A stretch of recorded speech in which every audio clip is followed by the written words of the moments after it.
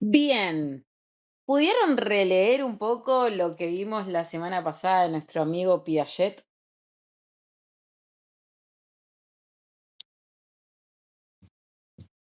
Es bastante lío todo lo de él. Capaz que, no sé si en el profesorado tienen a Piaget. Em, bien, claro, pues el tuyo es psicología. En psicopedagogía como ahondan un poquitito más en él. Eh, pero Piaget y Vygotsky son como bastante rebuscados en sus teorías. Entonces es complejo explicarla y a veces es como que hay que releerla varias veces porque como que van de un lado a otro, lo social, lo dinámico y así. Lo que vamos a ver es las etapas que propone Piaget como etapas del desarrollo. Nosotros vimos las etapas normales que todo niño debe cubrir con los hitos del desarrollo. Nosotros, ya que nuestra función es acompañar a que este niño cumpla los hitos del desarrollo mediante el aprendizaje y el juego, nos vamos a acompañar con las etapas del desarrollo de Piaget. ¿Sí? Bien, lo que plantea Piaget, sí, es esto de que para comprender cómo construir el conocimiento, sí, hay que hacerlo, hay que pensarlo como de una manera práctica, observando lo que puede hacer el niño en cada etapa, porque desde lo que yo comprendo y acompaño lo que puede hacer, ahí se unió Adri, acompaño y comprendo lo que puede hacer cada niño en cada etapa, puedo acompañarlo, ¿sí? Vieron como les dije, más allá de que tengamos los hitos del desarrollo y sepamos cómo en general cada niño debe crecer, debe aprender y demás, nosotros tenemos que observar a cada niño en su individualidad. Primera etapa que plantea Piaget es la etapa sensoriomotriz, ¿sí?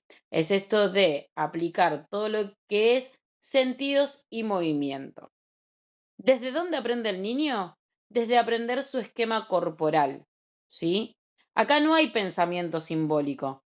¿Vieron cuando los niños más pequeños juegan a golpear cosas, a meterse las cosas en la boca? O uno muy común, ¿no? Esa de que se tapa la cara y dicen, ¿dónde está Pepito? Acá está. Es porque no hay un juego simbólico, sino que todo se construye manipulando objetos y explorando con el cuerpo, ¿sí? ¿Cuáles son los logros importantes en esta edad? Por ejemplo, la coordinación ojo-mano, el reconocimiento de personas y objetos y el desarrollo de esta permanencia del objeto, el saber que algo existe aunque no lo vea. Uno de esos grandes juegos es esto, ¿no? La de me escondo atrás de la mano y ¿dónde está bebé? Acá está. ¿Qué quiere decir? Que algo se esconde aún puede permanecer donde está, ¿sí? Por ejemplo, nosotros en estimulación temprana, algo que podemos jugar mucho es esto de los objetos con diferentes texturas, ¿sí? Sonidos, colores, todo lo que son los kits sensoriales, las canciones con movimiento, los globos llenos de agua, los globos llenos de harina, o ir tomando, no objetos muy pequeños, ¿sí? Pero tapitas de colores, ¿sí? Y que las vayan separando por si es grande, si es chiquita, los bloques, ¿sí? Todo eso porque juego con lo concreto, ¿sí? No juego con la imaginación en esta etapa, sino que juego con lo concreto, con lo que pueden ver y tocar. ¿Sí? Otro que les gusta mucho es jugar con globos. ¿Por qué? Porque ahí empiezan a comprender la gravedad. Esto de tiro el globo para abajo, cae al piso, incluso genera risa, genera vínculo. Luego de los 2 a los 7 años tenemos todo lo que es la etapa preoperacional, ¿sí? En la etapa preoperacional, ¿sí? Es donde aparece el lenguaje. Recuerden que a partir de los 2 años, hasta los 2 años hay mucho balbuceo. A partir de los 2 años, los niños y niñas comienzan a articular sus primeras palabras para luego armar oraciones y en consecuencia todo lo que es el lenguaje en sí. Cuando aparece el lenguaje a la par, aparece el pensamiento simbólico. ¿Qué quiere decir el pensamiento simbólico? Que todo aquello que puedo ver y tocar, también lo puedo representar con palabras o con juegos, ¿sí? En este caso igual hay que pensar que aún en la etapa de 2 a 7 años son puro ello, ¿sí? ¿Se acuerdan cuando hablamos esto de lo que quiero ya, lo quiero ahora, importo yo?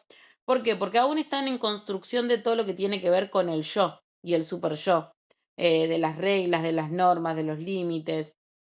Por eso es súper importante cuando incluso hacemos el ingreso a los niños, es consultar cómo maneja la frustración, ¿sí? Cuando aparecen a partir de los 2 años, cómo maneja la frustración, quién pone límites, cómo tolera ese límite, cómo reacciona ante un límite. ¿Por qué? Porque en este momento ese niño de 2 a 7 años es egocéntrico, ¿sí? Le cuesta ver el punto de vista de otro. Entonces le cuesta asimilar límites, asimilar esto de lo que es mío, o lo que el otro tiene lo puede compartir y lo que tengo yo lo puedo compartir, ¿sí? Comienza a aparecer el juego simbólico. ¿Vieron cuando arranca esta etapa, no? De los 2 a los 7 años que aparecen los juegos de dale que jugamos a que vos sos la mamá y yo soy el papá. Ahí también atrás del juego aprendemos roles, ¿sí? Pero todo nuestro pensamiento es intuitivo, no lógico. No es que voy a razonar mi pensamiento, sino que reacciono en cuanto a respuestas de estímulos corporales. ¿Sí? Voy corriendo y estoy aprendiendo a andar en bicicleta. Tengo de 2 a 7 años. Voy andando en la bicicleta, veo que me voy a caer y no voy a pensar, che, tengo que frenar. No, me tiro la bicicleta, que seguramente lo habrán visto con algún niño alrededor. Sí, estoy aprendiendo a andar en bicicleta, soy pequeño, no, me tiré la bicicleta. O sea, la intuición es tengo que sobrevivir, ¿sí? Y lo otro es esto de la dificultad para entender reglas complejas, ¿sí? Están en esta incorporación de crear el super yo. Entonces, todo lo que tiene que ver con reglas complejas, esto de la reflexión, es como complicado, no, no imposible, sino que les cuesta un poco comprenderlo. Y otro que cuesta un poquito comprender y que hay que acompañarlos a redescubrir son las emociones, porque las emociones no las puedo ver y tocar. Y este mundo simbólico empieza a abrir puertas.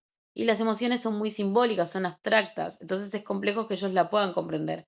De repente sienten tristeza, pero en la época que apareció a full intensamente, vos le preguntabas a un nene, ¿y cómo te sentiste cuando mamá te dijo que no? Enojado, y se reflejan con furia y furia y furia. Y pues, y después que se calmó el enojo, ¿cómo te sentiste? Menos enojado, pero con algo raro. ¿Y ese raro que era? Como ir acompañándolos porque también aparece la tristeza, la alegría, ¿sí? Que son emociones que están ahí, pero que tal vez no las puedo reconocer físicamente, ¿sí? Nosotros ahí lo que vamos a utilizar como herramientas son, por ejemplo, actividades de clasificación simple, colores, formas, el juego de la memoria, ¿sí? Podemos incursionar con juegos reglados pero simples, el ludo, carreritas, son juegos muy corporales también, ¿sí? Mucho juego libre, juegos simbólicos, sacar juguetes, armar mundos, ¿sí? Y también los cuentos y dramatizaciones. Les llama súper la atención si se pueden disfrazar, interpretar nuevos roles. Esto, ¿no? Del juego a través de materiales, ¿no? Aparece el teléfono y bueno, yo ahora soy una doctora y me disfrazo, empiezo a interpretar. Y a interpretar también voy reconociendo mi personalidad, estimulando la vinculación.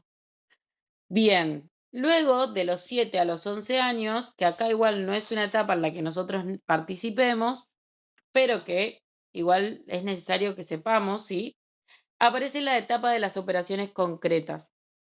Acá el pensamiento se vuelve más lógico, ¿sí? Pero se aplica a situaciones concretas, todo lo que puedo ver o tocar, ¿sí? La comprensión en la conversación, cuánto debo conversar, el volumen que tengo que poner, el léxico que debo utilizar, la clasificación y seriación, mayor capacidad para considerar otros puntos de vista. Ya empiezo a poder conciliar, a escuchar el punto de vista del otro, ¿sí? Por eso siempre dicen, en el jardín aprendo a compartir, y en el colegio, ¿sí? A nivel primario, ya aprendí a compartir. Ahora aprendo a razonar el por qué comparto. Porque en el jardín yo aprendí autónomamente por este instinto. Y me dijeron que tengo que compartir y comparto. En cambio, en la escuela, ¿sí? A partir de los 7 años ya empiezo a razonar el por qué voy a compartir. Acá podemos empezar ya con juegos de reglas, ¿sí? Ahí aparece el uno, puede aparecer el ajedrez, puede aparecer lo más estático, lotería, todo lo que tiene que ver con juegos reglados más complejos, ¿sí? Con más estrategias. A mí me encanta a partir de los 7 ya empezar a jugar al ajedrez y al uno. Son como mis juegos cabeza, pero porque ayuda mucho al razonamiento, al tiempo de espera, a manejar la frustración, la paciencia, ¿sí? Que son rasgos que la tecnología nos ha quitado, ¿sí? El esperar, la paciencia.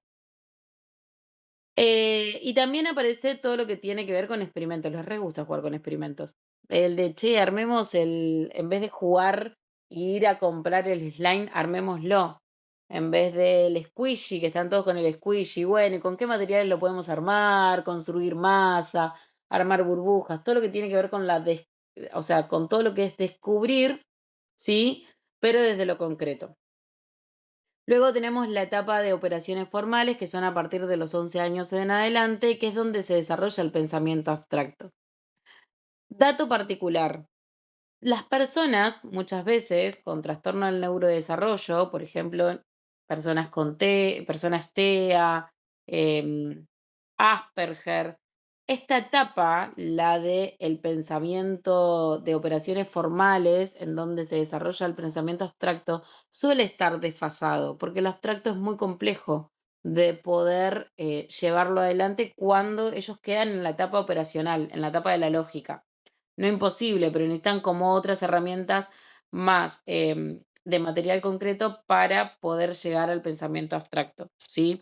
Van a ver, por ejemplo, si a ustedes, ¿no?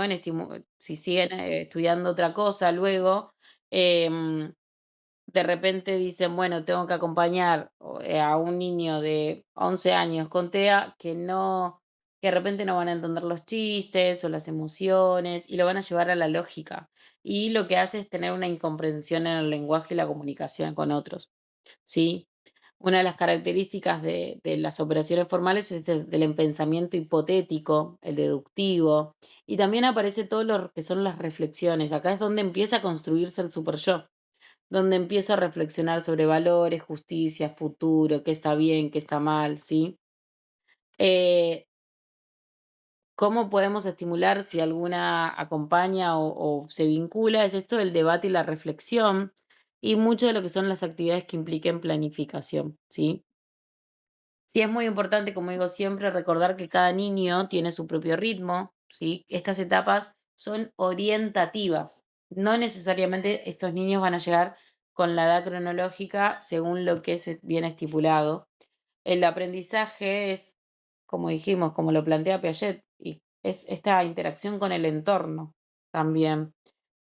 El juego es la herramienta principal, no podemos pretender que un nene aprenda sentado, quieto, inmóvil, porque los niños son em, observadores, exploradores. Yo siempre digo, cuanto más venga y quiera curiosear el consultorio, más ganas de aprender y mejor va a salir la estimulación, porque tiene ganas, ¿sí? Tiene una predisposición, tal vez no la puede poner en palabras, pero tiene esta herramienta que no todos los niños tienen, que es la de querer seguir progresando, ¿sí? Este estímulo.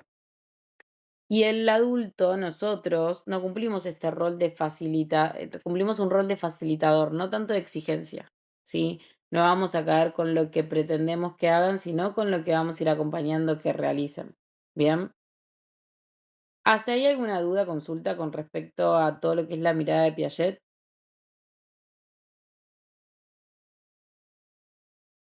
Bien, ahora lo que vamos a empezar es a encontrarnos con nuestro gran amigo Vygotsky, ¿sí?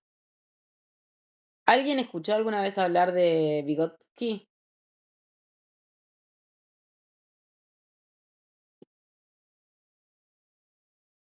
Vi-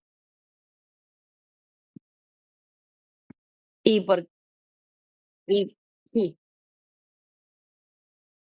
ujú.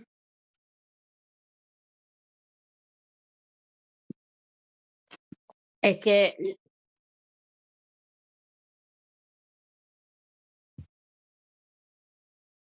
y porque las docentes, tienen esa particularidad de que tienen que estimular a niños en primeras infancias.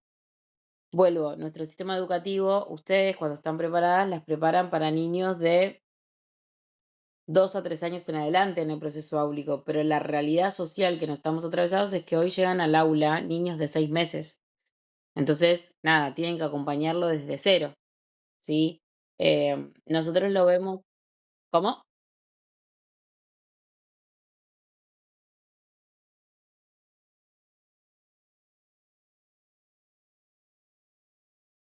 Sí, sí, no digo que no las preparen, sino que el hecho que después en la cancha hay pocos.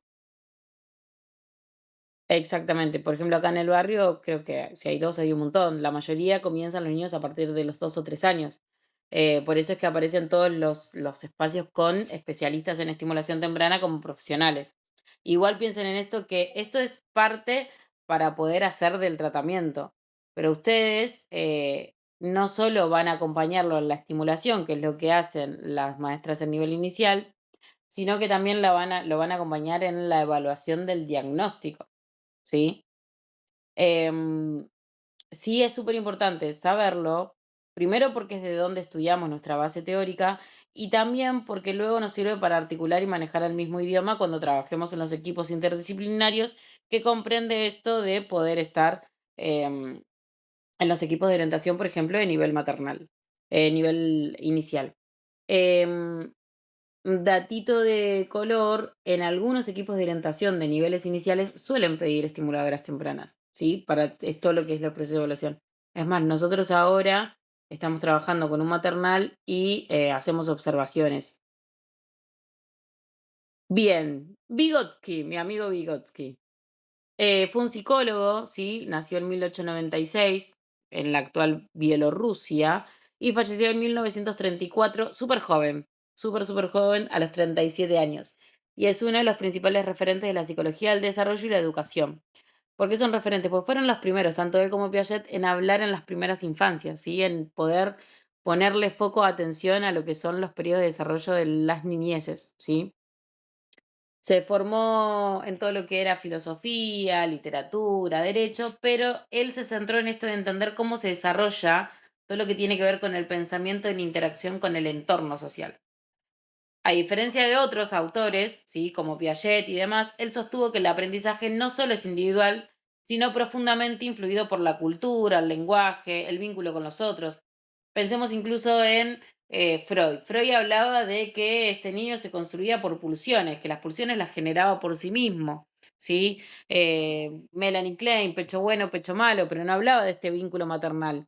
¿Sí? De que ese pecho bueno o pecho malo, después vamos a ver Melanie Klein, de que ese pecho bueno o pecho malo era la figura materna, sino que hablaba de un objeto. En cambio, viene Vygotsky y dice, no, chicos, no es solo el objeto, sino que también la cultura, el lenguaje, el vínculo con los otros. ¿Sí? ¿Hasta ahí vamos bien? Bien. ¿Qué es lo que, pensemos en esto en el contexto histórico donde nace Vygotsky, que es cuando se empieza a fundar la psicología general, y era, o sea, ay, no me sale la palabra, no era pequeña. Plena, cualquiera. Era pleno periodo de la revolución de la Unión Soviética, la URSS, todo revolución, y donde estaba el marxismo. Época muy similar a como vimos que estaba Piaget, ¿no? Era un periodo de descontrol histórico, ¿sí? Y que ejerce mucha influencia en su teoría. Esta teoría que nace en los cimientos de una sociedad totalmente atravesada por un momento histórico bastante particular. O sea, pensemos en que no solo modificó a las ciencias, modificó a la economía, modificó la manera de vincularse, ¿sí? Pero no por eso, fíjense que esta teoría atravesó las épocas en la cual hoy por hoy incluso suele ser horizonte para muchas técnicas de estudio, ¿sí? ¿Alguien sabe lo que es el marxismo?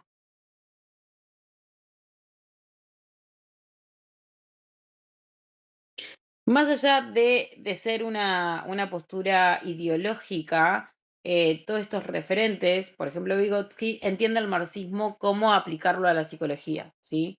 Entonces, desde el marxismo, pensar en una psicología es pensar en las ideas como una actividad, ¿sí?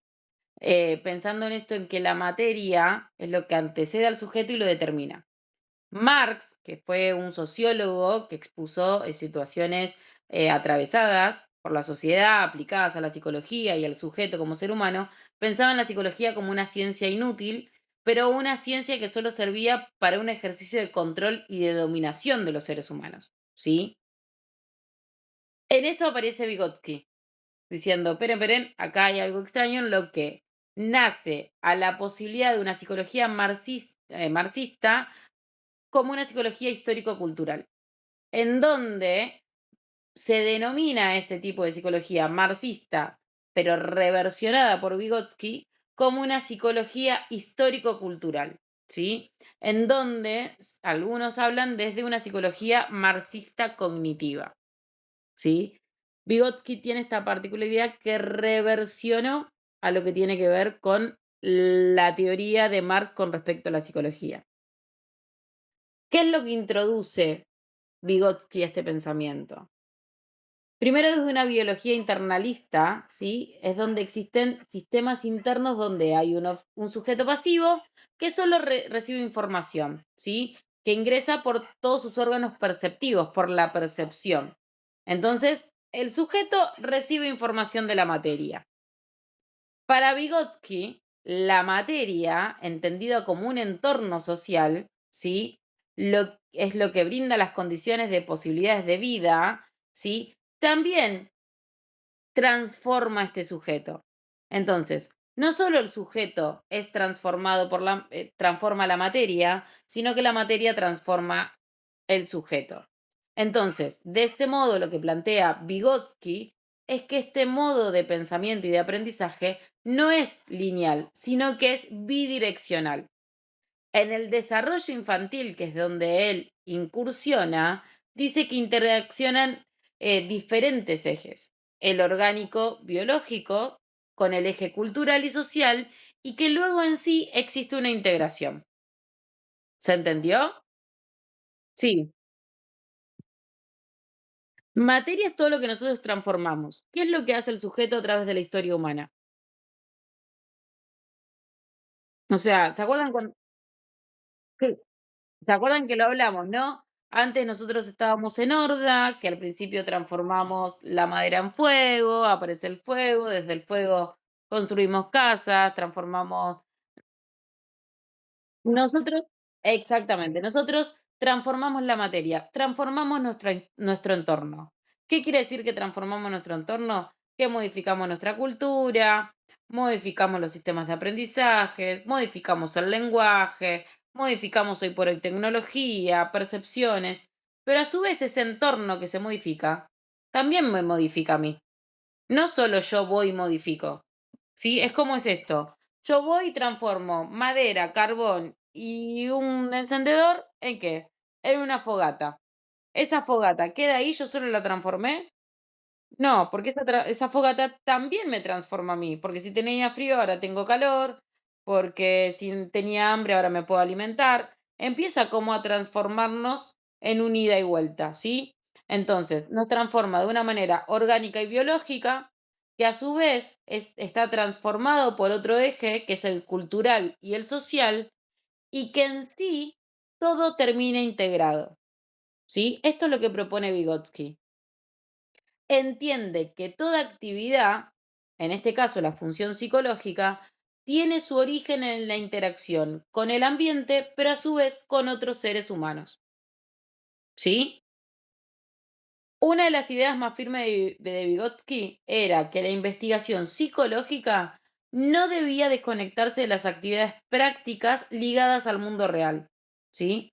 Entonces, evitando la elaboración de modelos sofisticados de laboratorio que no reflejaran los contextos cotidianos, ¿sí? Eran donde las funciones psicológicas se desarrollaban. ¿Qué quiere decir esto? Que no es solo lo que sucede acá en el consultorio. Vieron como siempre yo les digo, viene el niño y no puedo evaluar ese niño en su individualidad.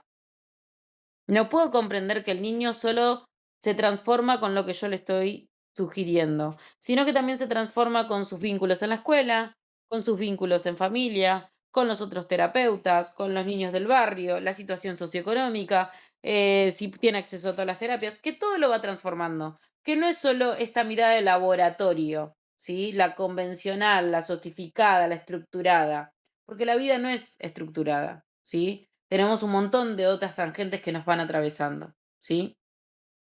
Actualmente, esta mirada se utiliza, está validada bajo la validez ecológica, ¿sí? Así se denomina, que se refiere a que lo que planteaba en la década del 20, ¿sí? Vygotsky, era importante remitirse a los ambientes reales, ¿sí? A la escuela, al trabajo de mamá, al campo, la clínica, como dije, ¿no? Los otros profesionales, a si el niño come o no come, si va al comedor, si tiene un grupo, qué actividades hace, si pasa tiempo en pantalla, todo lo que comprende a su vida en comunidad, ¿sí?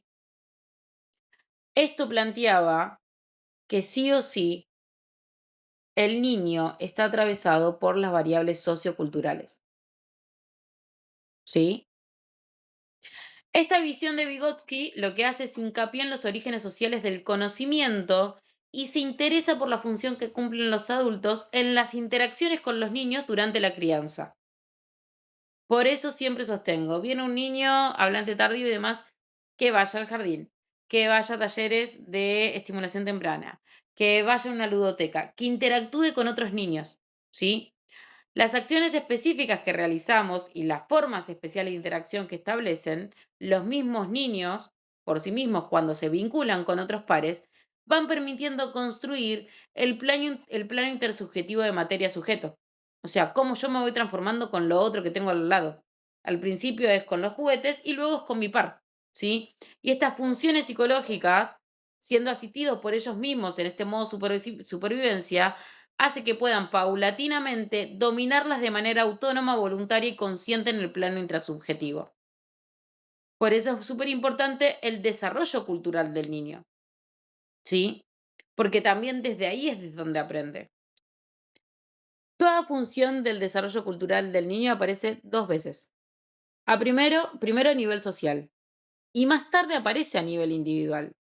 Primero entre personas, interpsicológicas, y después en el interior propio del niño, cuando empiezo a armar mi mundo subjetivo, en la parte intrapsicológica. ¿Sí? Esto puede aplicarse igualmente a la atención voluntaria, a la memoria, a la lógica y también a la formación de conceptos. Todas las funciones superiores se originan como relaciones entre seres humanos. ¿Sí? ¿Hasta ahí vamos bien? Vygotsky proponía diferenciar dos niveles de desarrollo del niño. Uno era el nivel de desarrollo actual referido a la ejecución o resolución del problema individual. Y el otro, que es un nivel más avanzado, era el nivel de desarrollo próximo, ¿sí? Como el contraste entre la ejecución con ayuda y la ejecución sin ayuda, ¿sí? Les voy a leer en donde lo cita explícitamente Vygotsky con sus palabras. La zona de desarrollo próximo es la distancia entre el nivel de desarrollo real medido por la resolución de una tarea independiente y el nivel de desarrollo potencial medido por la resolución de la tarea bajo la dirección de un adulto o en colaboración con niños más capaces. ¿Qué quiere decir esto? Que cualquier niño tiene la capacidad de poder ser autónomo. Hay niños que lo necesitan a temprana edad, que lo obtienen a temprana edad, y otros, ¿sí? Luego, ¿cuál es la diferencia? En que si yo estoy cerca de alguien que me va a estimular, yo voy a ir aprendiendo por esta zona de desarrollo próximo el cómo lograr mi mayor potencial. Si yo me alejo de esa persona, o ya sea un niño o un estimulador que me va a estimular, voy a seguir siendo dependiente de que otros me ayuden. ¿Sí? Nosotros tenemos la resolución de tarea mediada por un adulto, un estimulador temprano, y el desarrollo real de la tarea realizada de forma independiente. Nosotros, cuando recibimos a los niños, están en este periodo, ¿no? En el de la tarea mediada por un adulto.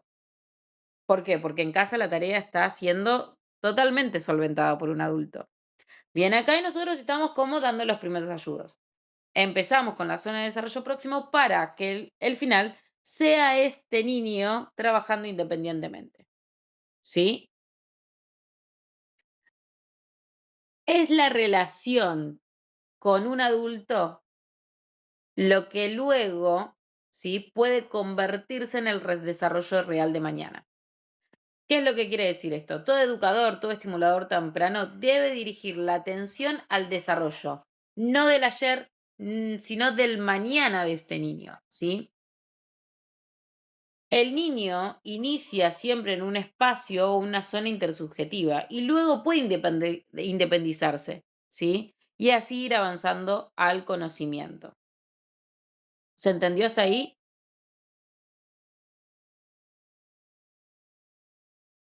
Súper importante nosotros, la semana que viene lo vamos a ver, es cómo llevo adelante la entrevista para poder conocer el ambiente de este niño.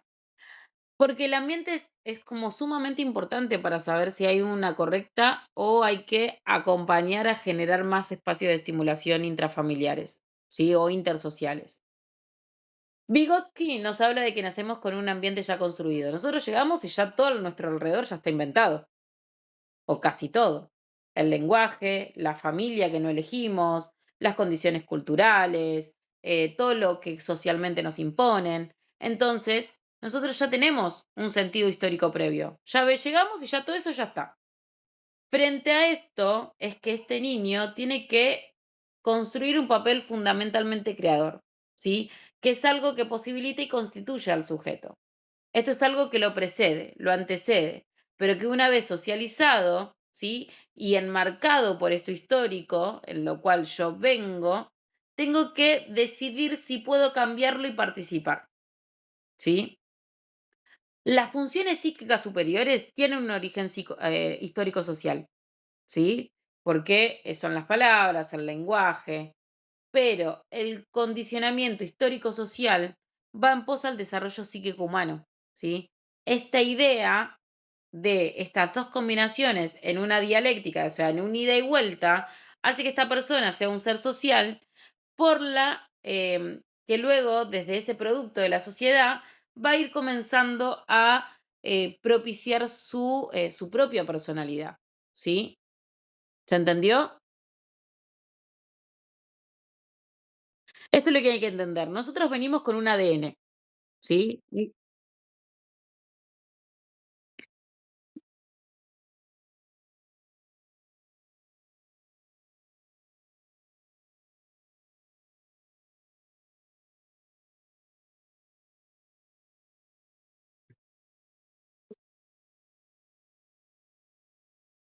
Sí. Exactamente. Y también es de ahí desde donde yo armo mi personalidad y si decido continuar en la misma línea o continuar con modificaciones, ¿sí? Todas las funciones psíquicas superiores no se forman en la biología. La biología es nuestro ADN, pero todas estas funciones psíquicas superiores se conforman dentro del marco de lo social, de mi interacción con un otro, ¿sí? En eso aparece un concepto crucial de Vygotsky. Sí.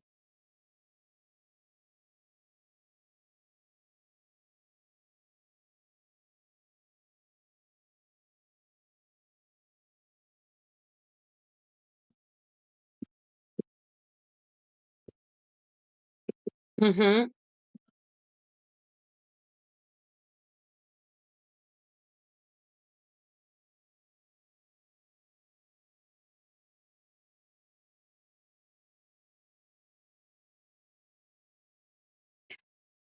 La realidad es que las capacidades, todos tenemos la capacidad de hacer todo. La realidad, ¿eh? Ya sea el dibujo, el canto, el tema es la educación. ¿Qué sucede si yo de por sí dibujo y en mi casa mis estímulos todos tienen que ver con el arte? ¿Qué voy a aprender a hacer primero? Si todos, fíjense, por ejemplo, nada, algún cantante que incluso no tenga la misma voz que su abuelo y su tatarabuelo, los Montaner. Son una familia de cantantes. ¿Por qué? Porque el papá tuvo mucho éxito y toda su vida, ellos llegaron al mundo y toda su vida era dentro del mundo de la música. E incluso hay dos de los hijos que, por ejemplo, los que son más conocidos, no tienen grandes voces espectaculares. Pero aún así, al crecer y tener esos estímulos, terminan incursionando en el mundo de la música y saben cómo captar, cómo educar su voz, cómo posicionar la voz, pero no quiere decir que ellos vinieron con un don excepcional, ¿sí? Sino que tenían esta capacidad vocal que, estimulada por el entorno, hacen que yo me pueda desenvolver con más amplitud ahí. Exactamente. Esos temas de linajes es más que nada porque la familia termina impulsando, pero por un mandato familiar inconsciente, no tanto porque ese chico iba a ser cantante. Sí. Lo mismo sucede antes cuando si mi abuelo era mecánico, mi bisabuelo era mecánico y yo caía, tenía que ser mecánico. ¿Sos re bueno arreglando autos? Y no, porque crecí entre esto y yo tenía 2 años y ya sabía cambiar una rueda, ¿sí? Está lo que es la capacidad, que hay algunas capacidades que vienen genéticamente estimuladas, otras que son capacidades innatas y las capacidades que en realidad están estimuladas por el contexto social, ¿sí? Bien, un concepto crucial de Vygotsky es el concepto de crisis, ¿sí? Retomando los conceptos de Piaget que teníamos, ¿sí? Podríamos considerarlo como eso que vimos en la clase pasada como noción de desequilibrio, pero a su vez distanciándose de él. Lo que el segundo, ¿sí? Llamamos periodo de desarrollo o etapa del desarrollo, ¿sí? Lo que veíamos que vimos con el primero, ¿no? Con Piaget que decía, etapa de desarrollo, Vygotsky lo llama crisis. ¿Qué quiere decir esto? Que todo eso que el niño iba descubriendo aparecía como algo perturbador que introducía que un cambio. Pero ¿qué sucede con el cambio? El cambio produce aprendizaje y el aprendizaje permite la construcción de algo nuevo, que a su vez, esta construcción de algo nuevo permite la reequilibración del sistema. ¿Sí? Por algo que es muy similar lo que propone Piaget y lo que propone Vygotsky. Pero Piaget decía, esto es una crisis. Vygotsky decía, es aprendizaje. Pero de todo lo nuevo reconstruyo. Y si reconstruyo, puedo seguir estimulándome. ¿Sí? El rol del estimulador temprano se enmarca en esta noción de mediador social que se ubica en un espacio virtual intermedio entre lo intrasubjetivo, ¿sí? Todo lo que es el afuera, con lo intersubjetivo, con quién es esa personita que se va conformando. Y que opera como posibilitador que fomenta las crisis y que a su vez los ayuda a resolverla. No les resuelve, sino que acompaña la resolución de esa crisis, como fomentando el aprendizaje, provocando interacciones complejas, motivando impactos en el sistema nervioso y por consecuencia este niño se va a desarrollar. ¿Qué quiere decir? Que el desarrollo interno biológico y neurológico se desarrolla en el entorno del medio social. La crisis, de esta manera nosotros lo vemos como determinadas tareas que el sujeto tiene que ir desarrollando o que ya tiene asimiladas. Y que luego viene una serie de variaciones que parece que no tienen nada que ver y que por momentos se ven como patológicas por la edad, ¿sí? Pero que se encuentran dentro de lo que son posibles áreas del desarrollo. ¿Sí? La ecolalia, la imitación por espejo, el que se chupe el dedo, ¿sí? Lo vemos como crisis, de repente que le saquemos de que se chupe el dedo y que empieza a llorar y empieza a agarrar otra cosa, que empieza a dibujar. Lo vemos como crisis, pero, y que se ven como, che, este nene le está sucediendo algo, pero que son posibles evoluciones en el área del desarrollo. La esencia de toda crisis reside en la estructuración de la vivencia anterior, ¿sí? Como dijimos antes, me caí y si mi entorno social me da estabilidad, yo voy a seguir aprendiendo, ¿sí? Y radica en el cambio del momento esencial que determina la relación del niño con el medio. Es decir, que ese cambio de las necesidades y motivos son las fuerzas motores del comportamiento, ¿sí? Cuando un niño entra en crisis, no es que se está enfermando, ¿sí? Es que su sistema ya está pidiendo más complejidad. ¿Vieron cuando el nene empieza a llorar porque está aburrido y frustrado y llora, y le das un juguete y te lo tira y revolea, o decís, ¿qué tiene? Está enfermo. No, en realidad que ella ya, puede ya lo aburrió, quiere uno nuevo. Cuando no tiene lenguaje, que tiene el llanto, el capricho, el berrinche, ¿sí? Y entonces, desde esa perspectiva, lo que es patológico es visto como el poder de poder vislumbrar a este niño en la zona de desarrollo próximo, ¿sí? Patologizar no es enfermedad, no es enfermar al sujeto desde esta óptica, sino más bien ver en qué se puede seguir desarrollando. Es un diagnóstico más móvil, más dinámico, ¿sí? Por eso siempre sostengo, a un niño hay que dar presuntivos hasta pasar los 4 o 5 años. Luego sí podemos entablar la parte de, ok, hablamos de un diagnóstico. Pero hasta los 4 o 5 años, que son esponjitas, ¿sí? Este diagnóstico está en movimiento. Porque la idea es estudiar los fenómenos como procesos en constante movimiento y cambio, ¿sí? No como otro tipo de forma de diagnóstico que tiende a ponerle una etiqueta en la frente al niño o niña y a estancar a este niño en una etapa, ¿sí? Desde los estudios de Vygotsky sobre el niño y el adulto, no se puede pensar este en un entorno aislado, ¿sí? No se lo puede abstraer y pensar como este sujeto en el vacío, ¿sí? Sino esta corriente filosófica que él plantea y la que fue en esa época, ¿sí? Sociocultural y historial, lo pretende como un tiempo en idealismo, ¿sí? Que hoy por hoy es nuestra neurociencia actual, ¿sí? Por ejemplo, tomamos una persona con un cuadro de depresión grave. La llevamos en la idea psiquiátrica clásica, es una alteración química de los neurotransmisores. ¿Alguna de ustedes tuvo, no sé, em, depresión postparto o alguna situación de súper estrés o de depresión donde tuvieron una alteración química y le tuvieron que dar medicación?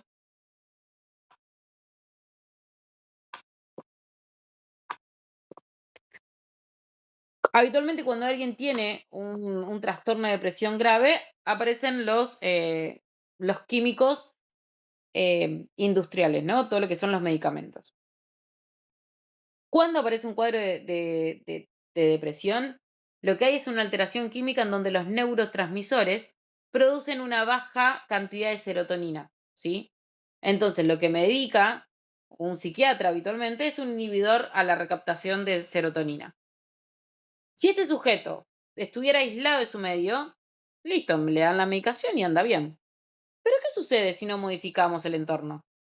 Si, por ejemplo, este sujeto está depresivo porque no consiguió trabajo, porque lo abandonó la novia, porque le fue mal en la facultad, porque vive en situación de calle, está en consumo problemático, la depresión va siempre a estar ahí, porque tenemos que evaluar qué es lo que está causando la depresión, que tiene que ver con los contextos, los síntomas.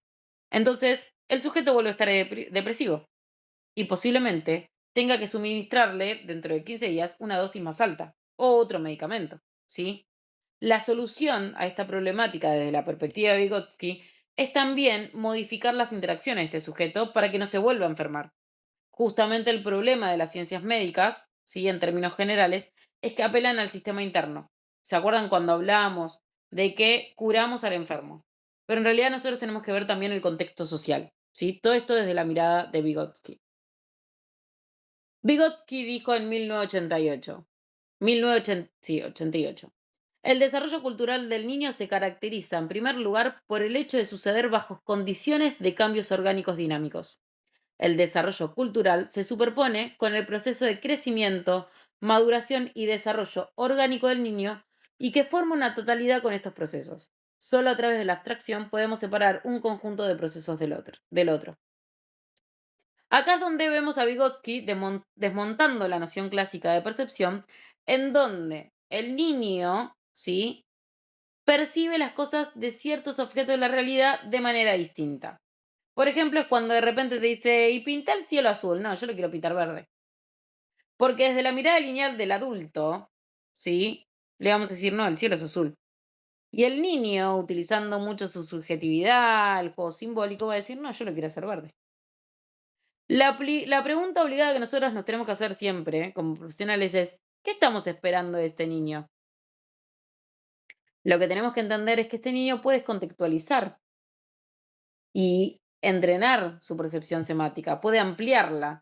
No se trata de percibir correctamente si es que existe una percepción correcta, sino que el niño o la niña vaya construyendo esquemas diversos, que lo permitamos a través del juego descubrir, explorar, porque ahí es donde aparece la estimulación. Desde ahí, ¿por qué? Porque aparece la exploración, el descubrimiento, la autonomía de descubrir el mundo.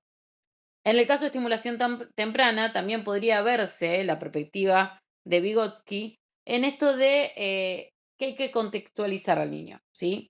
Contextualizar el caso, analizar las interacciones que tiene el niño, conocer su sistema de interacción, familia, escuela, relación con pares, actividades que el niño está realizando, tiempos de pantalla, si sale al parque, si no sale, si vive en un departamento, si duerme con mamá y papá, si duerme solo, situaciones de violencia, si lo atraviesan, ¿sí? No a partir de lo que sabemos por su edad cronológica que le hace, ¿sí? Sino de esto, desde dónde está inmerso, ¿sí? Luego de que este niño esté contextualizado, se trata de promover la descontextualización. ¿Qué quiere decir esto? Que el niño entra en crisis y podemos ver qué zonas podemos potenciar, ¿sí? ¿Se entendió? Esquemas previos es la contextualización. La crisis es la descontextualización. Nuevos esquemas es la recontextualización, según las palabras de Vygotsky, ¿no? Nosotros buscamos nuevos esquemas, nuevas herramientas de aprendizaje, nuevas maneras de reaprender. ¿Desde dónde? Desde el juego, ¿sí? Bien, chiquis, ¿hasta ahí alguna duda, consulta, pregunta?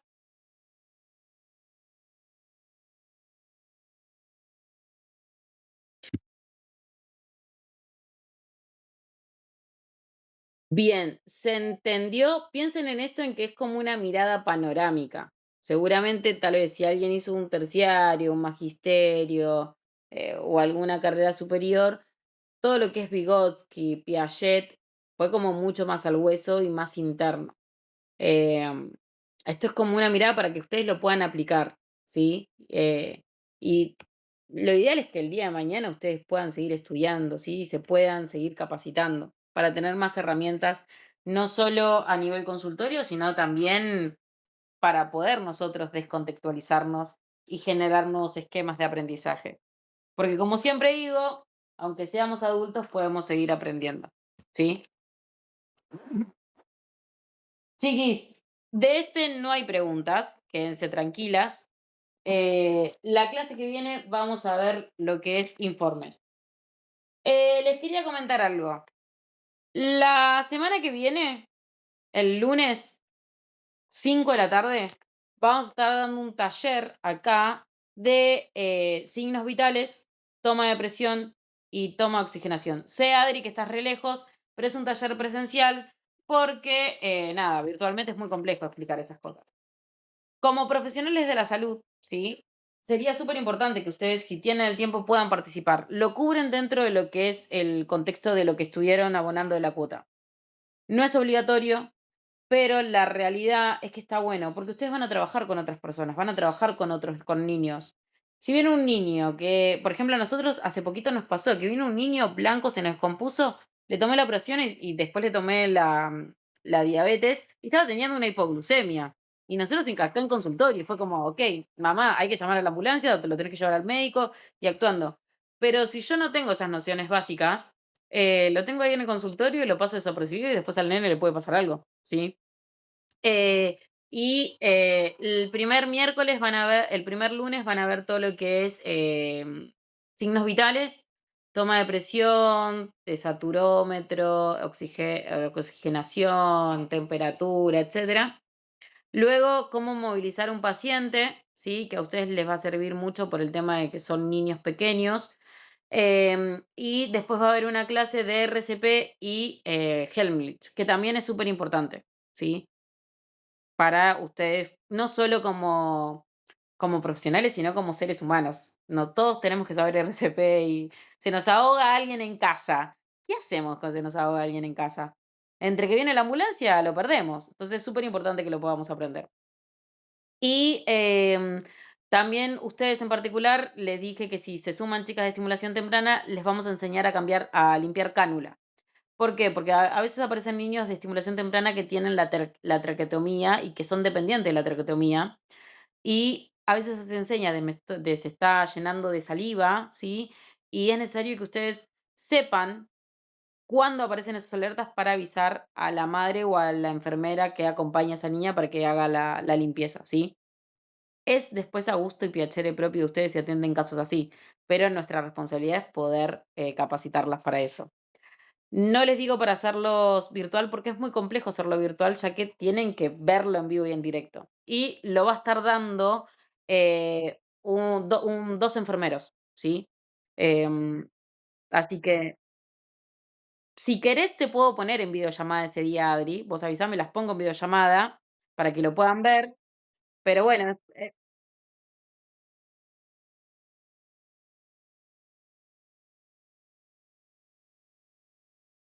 claro. Bueno,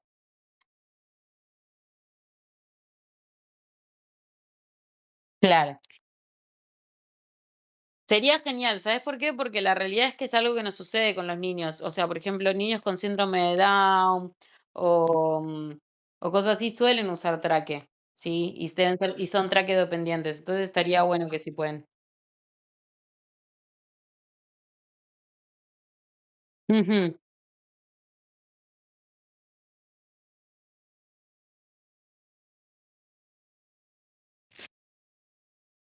Bueno, igual la realidad es que, por lo menos no para aplicarlo el RCP, pero sí para tener los primeros alertas y poder llamar a las emergencias. El saberlo no quiere decir que ustedes estén en la responsabilidad de realizarlo, ¿sí? Pero sí que puedan tomar todos los alertas tempranos. Bien,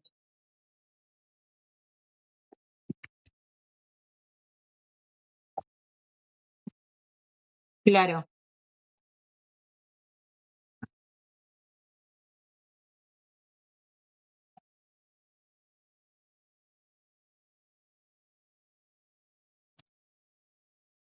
claro.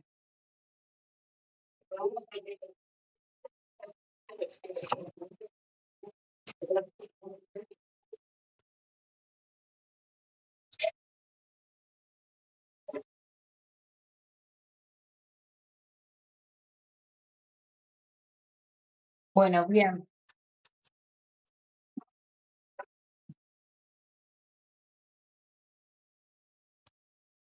Bueno, bien, bien. Bueno, sí, las chicas que están cerquitas es el lunes, este lunes que viene a las 5 de la tarde en el local.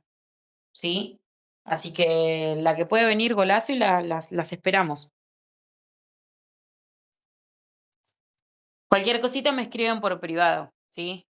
Igual después, en todo caso, si no pueden el lunes, vamos a tratar de hacer otros. Pero lo ideal sería si pueden venir el lunes. Bueno, chiquis, nos vemos la semana que viene y espero que puedan participar el lunes.